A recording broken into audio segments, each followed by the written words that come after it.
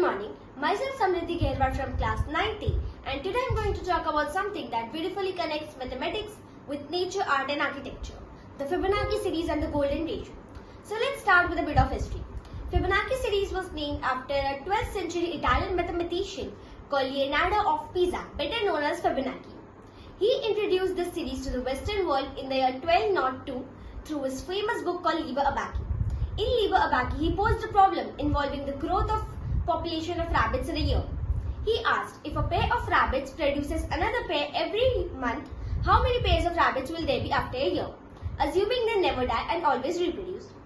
In order to answer that question, he ended up with a sequence that is 0, 1, 1, 2, 3, 5, 8, 13 and so on. In this sequence, we observe that each number is the sum of the two preceding ones. That is 1 plus 1, 2, 1 plus 2, 3, 2 plus 3, 5, 3 plus 5, 8 and so on. This series is known as the Fibonacci series. But the fascinating part here is that Fibonacci didn't invent this series. Versions of it had already appeared in the Indian mathematics as early as the 6th century, particularly in the works of Indian mathematicians like Acharya Pingala and Vaigyanik during their study in poetic patterns and rhythms in Sanskrit. We can define Fibonacci series mathematically as f of n equal f of n minus 1 plus f of n minus 2, with f of 0 equal 0 and f of 1 equal 1. As the series progresses, we observe that the ratio of every two consecutive Fibonacci numbers ends up with a beautiful number. This number is 1.6. This number is known as the golden ratio, often represented by a Greek letter phi. We can represent this golden ratio also on a spiral.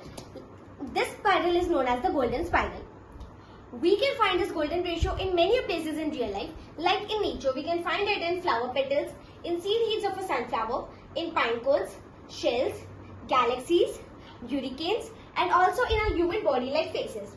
This is a photo of a lady named Bella-headed. She is known as the world's most beautiful woman as per science because according to the golden ratio measurements, Bella-headed has a face that is 94.35% perfect.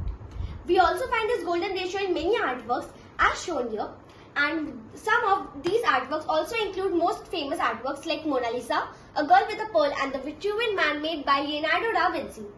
We also find these golden ratio in architectures like the Parthenon in Greece and pyramids in Egypt. Thank you.